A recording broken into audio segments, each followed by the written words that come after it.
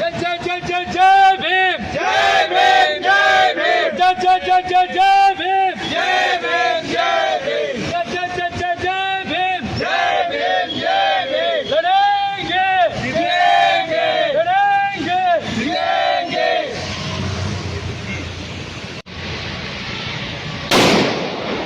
जय भीम, जय भीम, भीम, जय भीम, लड़ेंगे, जीतेंगे, इनकलाब, जिंदाबाद, इनकलाब, जिंदाबाद, इनकलाब। जिंदाबाद। તમામ મૌલિક અધિકારો તમામ લોકો સુધી પહોંચ્યા છે। આ દેશની અંદર આજે સમાનતાની વાત છે, બંધુતાની વાત છે, એ તમામ વાતો જે ડૉક્ટર બાબા સાહેબ આંબેડકરે કરી હતી એ જન સુધી પહોંચી છે। આ આર્ટિકલ 19ની વાત કરતા હતા, ત્યાંના સ્ટુડન્ટ દિલ્હી જંતર મંતર પર હતો।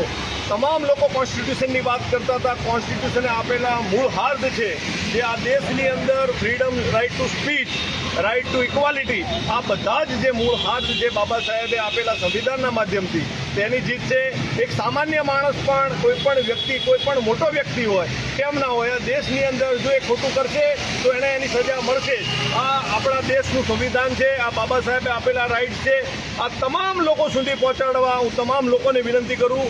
માત્ર ને માત્ર આ રીતની કામગીરીથી આપણે પોતાની જાતને સંતોષ નહીં માની લઈએ, પણ આગળના સમય પણ અન્યાય અને અત્યાચારના મુદ્દા ઉપર કોઈ પણ આવી મુશ્કેલીઓના સમયમાં તમામ ભેગા થઈ અને સંવિધાનના મૂલ્યો સાથે આપણે આગળ વધશું તો 100% આપણી મજબૂત જીત થશે। જય ભીમ।